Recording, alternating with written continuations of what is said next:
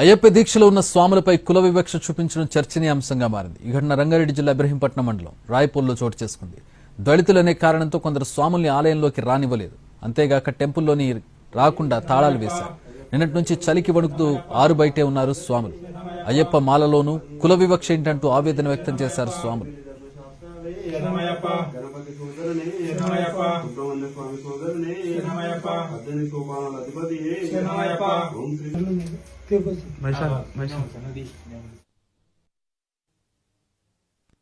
తాళం వేసుకుంటారు. నైట్ కూడా వేసుకున్నాడు.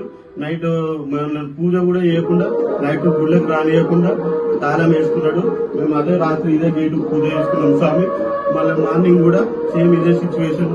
మళ్ళీ తాళం వేసుకుని వాళ్ళని దళితులను అంటూ అవమానపరుస్తూ దళిత స్వాములు అని చెప్పి అయ్యప్ప స్వాములు అంటే అందరూ ఎవరైనా అయ్యప్పనే. కానీ ఈ దళితుల మనను గుడిలోకి రానియకుండా తాళాలు వేసుకొని గుడికి తాళం వేసుకున్నాడు స్వామి. ఇది ఇట్లా జరుగుతుంది. ఇక్కడ ఈ రాయపూర్ గ్రామంలో ఇక్కడనే కాదు కొన్ని సన్నిధానాలు